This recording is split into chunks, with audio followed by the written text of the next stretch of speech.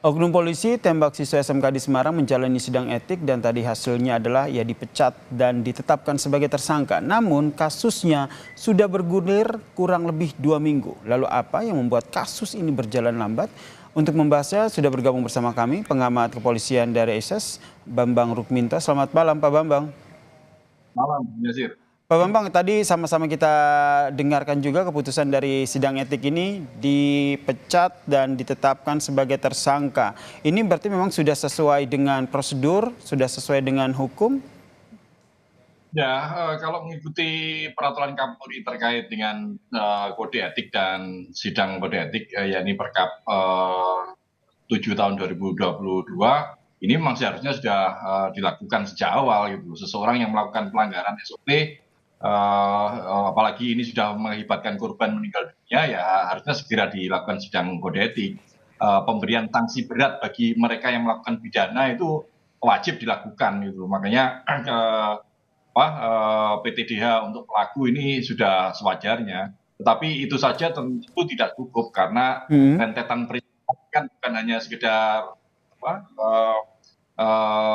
personil kepolisian melakukan penembakan yang mengakibatkan korban jiwa, tetapi juga ada upaya untuk mengaburkan peristiwa. Karena di awal kita menyaksikan bagaimana pernyataan dari Kapolrestabes yang ternyata juga berbeda dengan pernyataan Kabid Propam Polda Jawa Tengah. Upaya untuk mengaburkan peristiwa, itu artinya Anda menilai bahwa kasus ini, sidang kode etik ini tidak hanya terlepas, tidak hanya sampai di Aibda RZ saja, namun ada pihak lain yang juga harus diperiksa, begitu?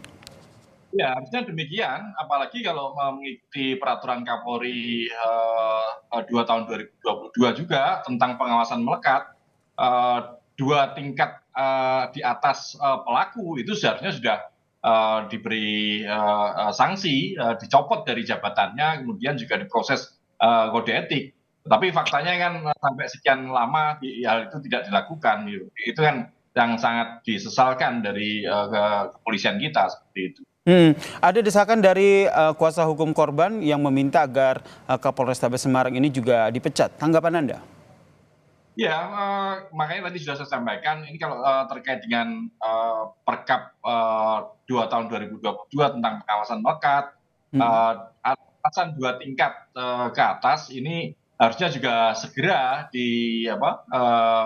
diperiksa, kemudian kalau ditemukan bukti-bukti yang cukup menyangkut upaya mengaburkan masalah, mengaburkan peristiwa, ada upaya obstruction of justice, ini segera dicopot seperti itu. Dan sidang kode etik ini harus segera digelar bagi mereka yang terlibat seperti itu. Karena kalau tidak, lagi-lagi ini akan menjatuhkan citra kepolisian dan menjatuhkan kepercayaan masyarakat kepada kepolisian seperti itu. Oke, dengan kata lain, sidang etik pengusutan kasus ini tidak hanya Anda mendorong tidak hanya berhenti di Aibda RZ saja ya, Pak Rukminto ya? Ya, kalau Kapolri konsisten dengan peraturan yang ditandatanganinya sendiri seperti itu. Kemudian terkait dengan penggunaan senjata, ini menurut Anda apa yang perlu dievaluasi? Banyak hal ya.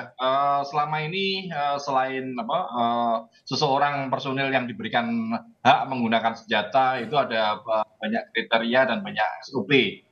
Misalnya terkait dengan siapa yang diberikan izin ini harus memiliki sehat jasmani, sehat mental, dan kemudian juga mengikuti tes-tes psikologi, dan yang lebih penting lagi izin dari atasan.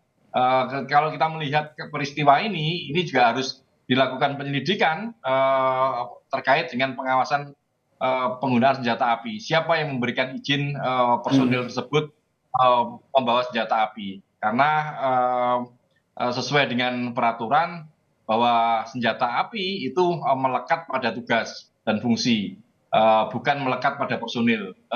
Makanya dalam hal ini, dalam rangka apa personil tersebut membawa senjata api kemana-mana, seperti itu. Makanya ini harus ada pemeriksaan terkait penggunaan senjata api itu, dan juga memeriksa izin senjata api pada personil tersebut. Baik, tadi Anda menyebutkan bahwa penyidikan kasus ini apalagi terkait dengan sidang kode etik begitu, tidak hanya berhenti di Aibda RZ saja. Nah, prosedur selanjutnya yang diambil oleh ataupun langkah selanjutnya harusnya menurut Anda diambil oleh pihak kepolisian itu seperti apa? Satu yang harus segera dilakukan yaitu segera menonaktifkan mereka yang terlibat dalam hal ini karena sudah menjadi konsumsi masyarakat terkait pernyataan, terus ada upaya mengaburkan. Ini ya Kapolres segera dinonaktifkan lebih dulu sambil sidang kode etik harus digelar sesegera mungkin oleh Propam maupun Irwasum. Seperti itu. Baik, pengamat kepolisian ISES Bambang Rukminto, terima kasih atas persepsinya dan tanggapannya terkait dengan kasus ini di Kompas Malam.